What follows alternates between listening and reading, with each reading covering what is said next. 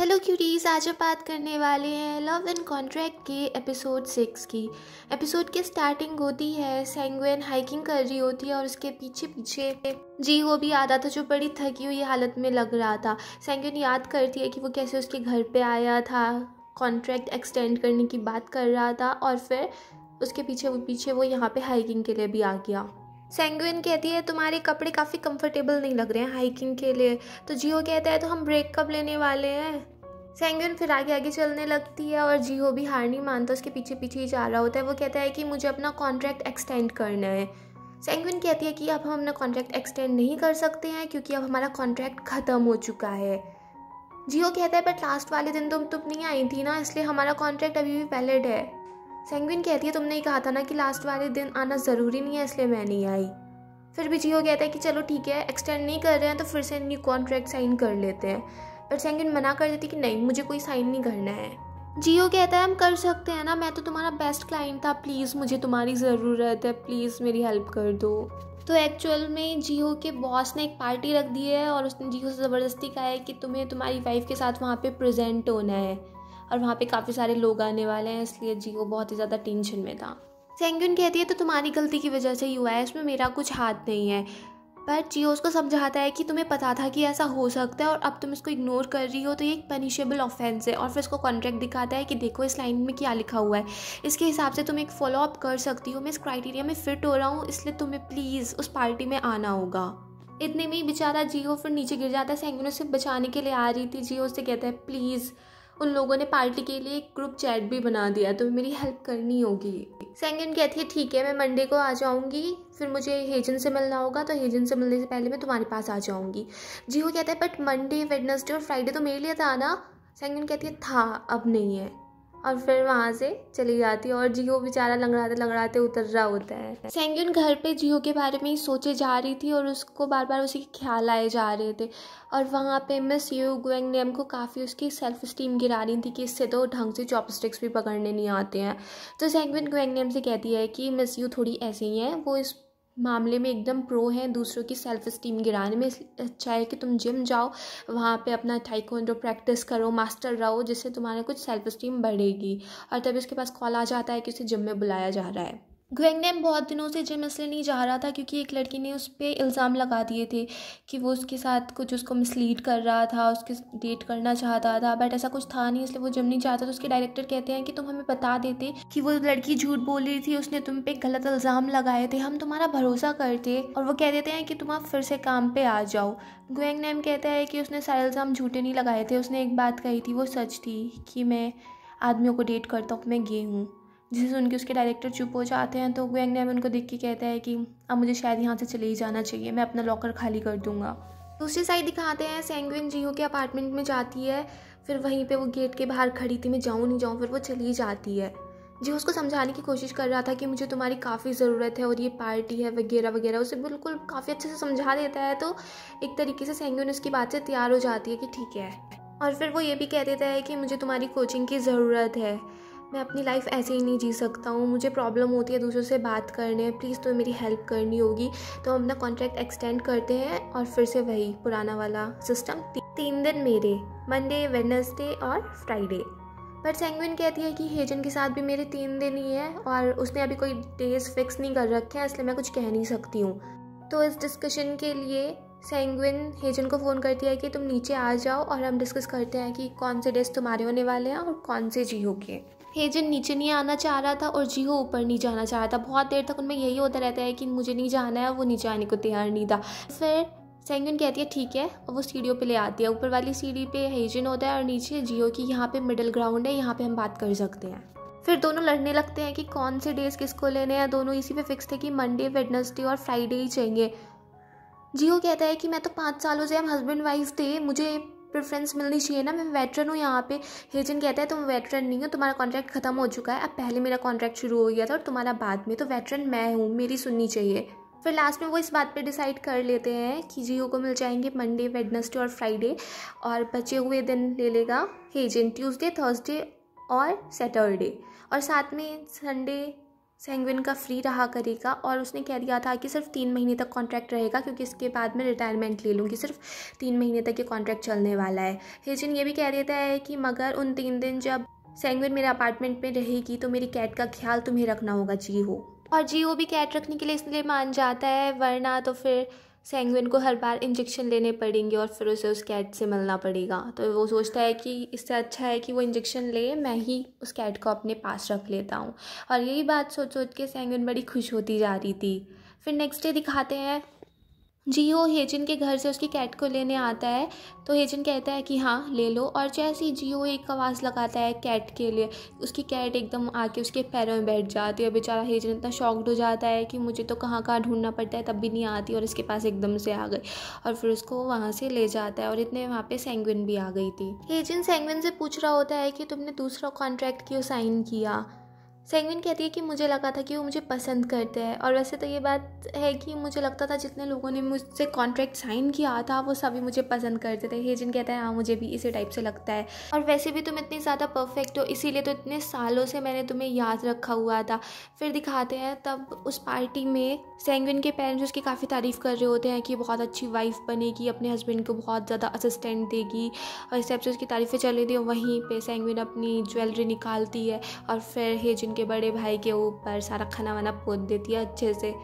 तो वहाँ पे हेजिन कहता है कि तब मुझे पता चला कि तुम कितनी ज़्यादा बोल्ड हो, कितनी ज़्यादा स्ट्रॉन्ग हो। फिर दिखाते हैं जीहो खाना बना रहा था और तभी वहाँ पे हेजिन अपनी कैट के लिए आ जाता है।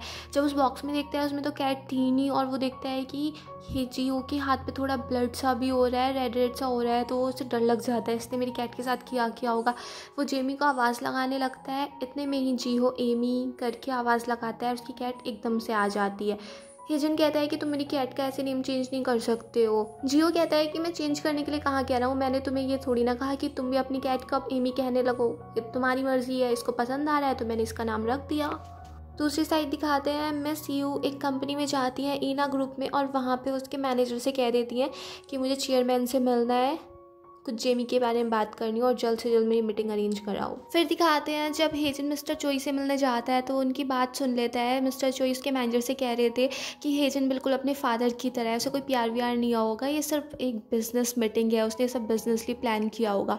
जिसे सुन के फिर हेजिन उन लोगों से कहता है कि मैं प्यार में पड़ गया हूँ, मेरा फर्स्ट लव मेरी जेमी, वो मेरे जो घर के नीचे आदमी रहता है उसकी वाइफ है, और जब हम अचानक से मिले तो हमें फिर से प्यार उभर पड़ा और अब मैं उससे शादी करना चाहता हूँ। उसके हस्बैंड से मैंने सारी बातें सेटल कर ली हैं, बस तुम दोनों को ये बात बता रहा हूँ और किसी को नहीं पता चलना चाहिए, सब कुछ छिपा के रखना अच्छे से। फिर दिखाते हैं सेंगविन जीहो को डिनर के लिए इनवाइट करती है और वहाँ पे वो जीहो से पूछती है कि तुम्हें मेरा एड्रेस कैसे पता चला। जीहो कहता है कि जब हमने अपनी मैरिज रजिस्टर की थी तब मैंने देखा था। तो वो पूछती है कि तुम्हें मेरे बारे में पता कैसे चला, और जीहो उसको बताता है कि तुमने काफ़ी सारे डिवोर्स लिए मेरे ही कोर्ट में। सेंगविन कहती है ओह मुझे याद ही नहीं रहा, क्योंकि मैं सिर्फ डिवोर्स पे ध्यान देती थी, मैं कभी जज को ऐसे देखती ही नहीं थी।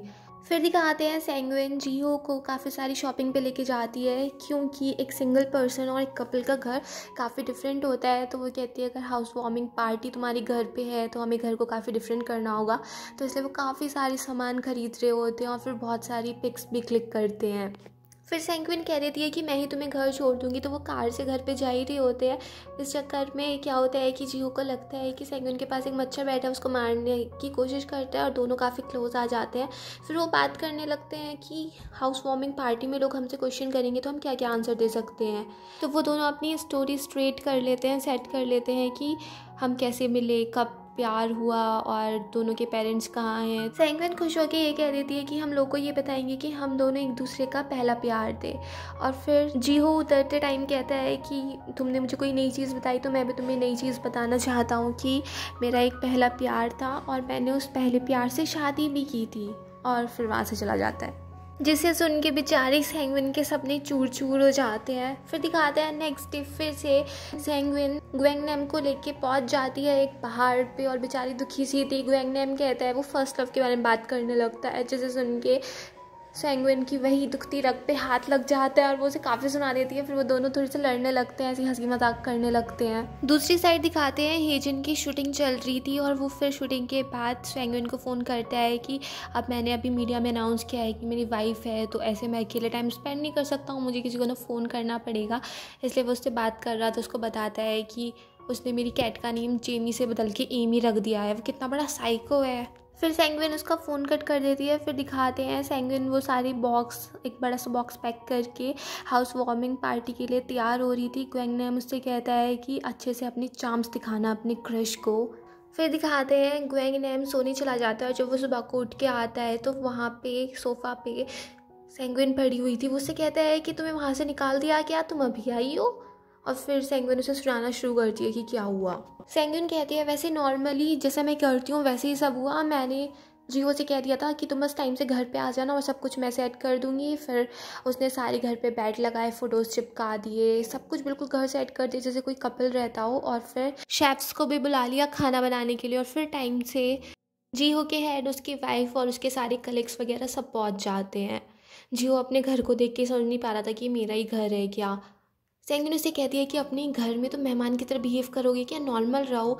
और फिर वहाँ पे उसके बॉस उसकी काफ़ी तारीफ़ कर रहे होते हैं कि मैं तो हमेशा सोचता था कि जियो अपनी वाइफ के साथ पता नहीं कैसे रहता होगा, बट अब इस घर की हालत देख के तो मुझे लग रहा है कि तुम्हारी लाइफ बहुत ही ज़्यादा खुश रही, तुम इतनी जगह घूमे, मैंने तुम्हें गलत समझा। फिर वो लोग डिनर करने लग जाते हैं। पार्टी बहुत अच्छे से चल रही होती है, सब बहुत खुश होते हैं। और वहाँ पे जियो के एम्प्लॉयज़ बात कर रहे थे कि तुमने देखा कि सबने ड्रिंक की, बस जियो और उसकी वाइफ ने ड्रिंक नहीं की। इससे पता चलता है कि जियो की वाइफ कितनी ज़्यादा हाई क्लास है।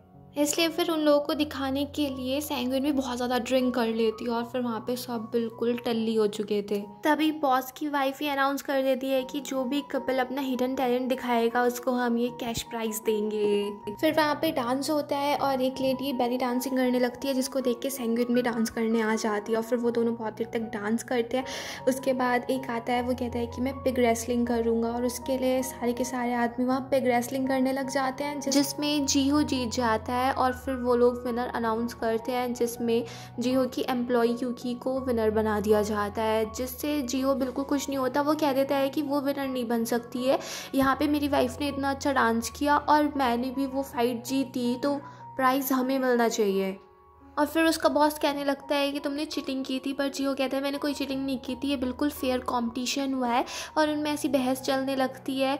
सैंगविन भी उनको छिपा रही थी और फिर यूकी कह देती है कि भाई तुम्हें रख लो, ये प्राइज़ मुझे नहीं चाहिए। और यही सारी बात सैंगविन ग्वेंगनैम को बता रही थी। तो ग्वेंगनैम कहता है तो फिर अब तुम्हारी हालत कैसी हुई, तुम यहाँ पे भाग के कैसे आई? सैंगविन कहती है मुझे कुछ याद नहीं है। तो वो कह देता है कि चलो तुम सो जाओ, थोड़ा रेस्ट करो, फिर सब याद आ जाएगा। वो कहती है मुझे सोना नहीं है, हेजिन के पास जाना है। फिर दिखाते हैं सैंगविन को नींद तो काफ़ी आ रही थी, बट फिर वो हेजिन के पास जाती है और उससे कहती है कि चलो गार्डन में बैठते हैं।